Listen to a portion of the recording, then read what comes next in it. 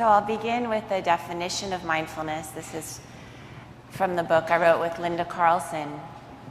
Mindfulness is the awareness that arises out of intentionally paying attention in an open, kind, and discerning way. Next slide. So when I was first learning meditation, I decided to go to Thailand and study at a monastery there. And I didn't know very much about meditation, and I didn't speak any Thai. And this beautiful monk at the monastery, who didn't really speak any English, taught me to focus on the breath coming in and out of my nose. It sounded relatively simple, so I sat down to practice 16 to 18 hours a day, every day in silence. And what I noticed is that it was hard. It was really hard. And I started getting more and more frustrated, like, why can't I do this? And I started trying harder, striving. I became really judgmental towards myself, like, what's wrong with you? And meditation just isn't for you. You're a terrible meditator, and maybe you're just not spiritual enough, or you're not trying hard enough. And by about day 4, I was just a huge ball of knots and anxiety and frustration. And a monk from London flew in, and I said, can I please talk to someone who speaks English? So I went to my interview with him, and he said, how's it going?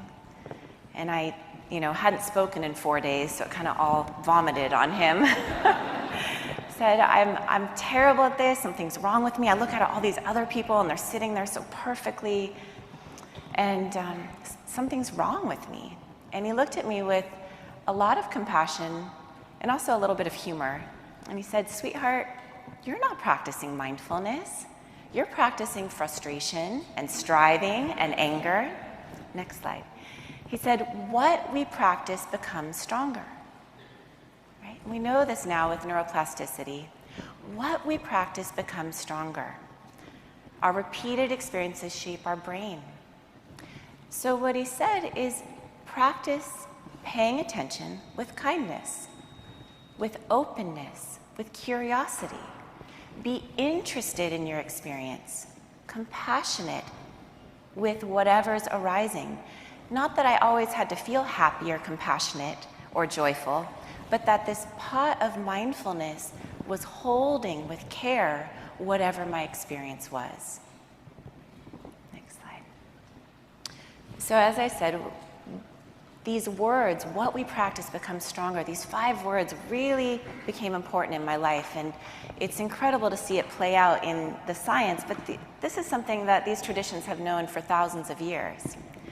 And so when I came back to the States to get my PhD, I became really interested in, does training in mindfulness increase compassion? And so the very first randomized controlled trial I did was in 1998. And Dakar is correct. I was told, you're going to ruin your career. You will never go into academia if you're going to study this meditation stuff.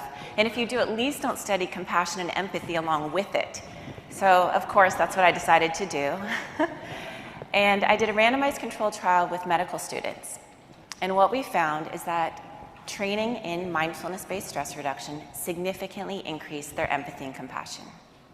Since that time, for the past 15 years, I've conducted 6 or 7 other randomized controlled trials that have been published showing that mindfulness significantly increases compassion for others as well as compassion for ourselves. Next slide. So this is very interesting, which is the first order question, which is, does mindfulness increase compassion? And right now we can say yes. There's a strong foundation. And so the second order question, which I've become really interested in, is how? What are the mechanisms of action? So I'm going to offer these to you just as a way of opening a conversation. These are ideas that I've been exploring and playing with. So I'll introduce 4 ideas. The first is perfect. No, you're perfect. One more. Back to the superhighway. Yes. What we practice becomes stronger. I think the reason mindfulness increases compassion is because when you're practicing this way with yourself, moment by moment, right? We're with ourselves all the time. We strengthen the capacity to be compassionate with ourselves and with others. And I like to think of it as kind of we have these superhighways of our conditioned patterning, And so what I noticed for myself at the monastery was my superhighway, my habit pattern was judgment and self-criticism and striving and thinking something was wrong. And so I had this image of this kind of like little country road that I was digging out of compassion, of like a new way of being with myself and being with my experience. And that country road, that neural pathway gets stronger as we practice it. Next slide. Another reason I think mindfulness increases compassion is actually very similar to what Paul was just talking about with safety and slowing down. That there was the classic study, the Good Samaritan study done at Princeton University in the 70s. And what they found is they took seminary students and they said, prepare a lecture on what it means to be a good person. What does it mean to be a good Samaritan? And then half the group, they said, you better hurry because you're late to give this lecture. And these students went running across campus, afraid, scared, and they had a Confederate fall down in front of them. And the students, for the most part, ran by. They didn't stop to help. The other half of the students were told, you have all the time you need. Go ahead to give your lecture. And the same person fell in front of them, and for the most part, they stopped. What I love about this study is it doesn't say, oh, we're such bad people. What it says is that when we're scared, when we're hurried, when we're not seeing clearly, our natural compassion doesn't come out. And so I think what mindfulness does is it helps us slow down, see more clearly, feel safe, so that we can express this natural compassion. The third way that I think mindfulness increases compassion is by helping us see our interdependence, our interconnectedness. John spoke about Indra's net, this understanding that we're not separate. And so I love this kind of metaphor of imagining that the left hand had a splinter in it. The right hand would naturally take the splinter out. And the left hand wouldn't say, oh my God, you're so generous. You're so compassionate. Thank you so much. It's just what the right hand does, right? We're part of the same body. We're part of the same body. Okay. Spinoza, who is my grandfather's favorite philosopher, he says, we're all cells in God's body. When we begin to see clearly that we're not separate, when we begin to see clearly our interdependence, compassion naturally arises. It's just what makes sense. Okay, are you still breathing? I just remembered mine. Next slide. A final pathway, I think, for mindfulness to increase compassion is that it helps us remember our essential nature. When I was first working as a clinical psychologist in a veterans hospital, I was leading a group of mindfulness training for veterans with post-traumatic stress disorder. And these were mostly men who had come back from Vietnam and who had been suffering for a very long time with post-traumatic stress disorder. And the group focused on training in mindfulness, really with an emphasis on holding ourselves and our experiences and our past experiences, even the seemingly unforgivable ones, with compassion. So I was leading a group of about a dozen men, and there was one man who never spoke, never looked up, and we were about 3 months into this group, and I remember saying to my clinical supervisor, I don't know what to do. I'm not reaching him. And a few weeks later, he went to speak, and he said, I don't want to get better. I don't deserve to get better. What I did was so horrible that I deserve these nightmares. I deserve this pain. And he proceeded to tell us, looking down, he really didn't look up the entire time. Looking down, he said, you know, I wasn't even a soldier. I wasn't even in combat. I was just on the medic truck. And I would bring food and supplies to the villages.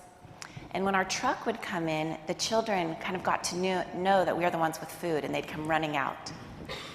And one day we were coming into a village, and who came running out was our own troops. And they were bloody and beaten.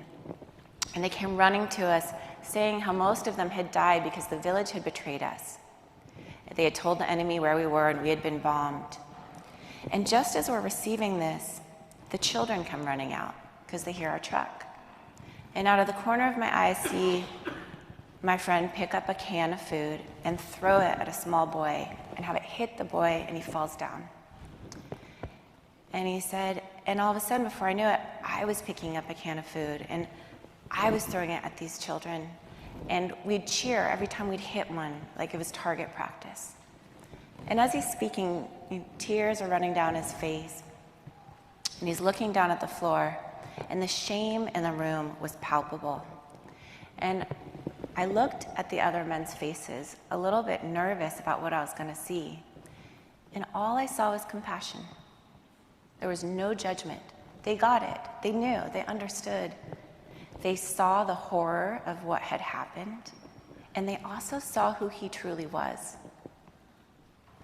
And I invited him to look up and to look around the room and to experience that compassion that was possible. Next slide. Some years later, a patient of mine gave me this poem, and I wish I had had it at the time to read. It's from Galway Cannell. He says, "The bud stands for all things, even those things that do not flower, for everything flowers from within of self-blessing. Though sometimes it is necessary to reteach a thing its loveliness, to put a hand on the brow of the flower and reteach it in words and in touch, that it is lovely, until it flowers again from within of self-blessing." To reteach a thing its loveliness. And I believe that's what we're doing with mindfulness, is that we're holding ourselves, our experience, and each other with this compassionate presence. John brought up before the symbol for mindfulness, where this top character means presence, right, the hat, and the bottom character can be translated as heart. So mindfulness really can be understood as presence of heart. I'm going to end with a teaching from Jack Kornfield.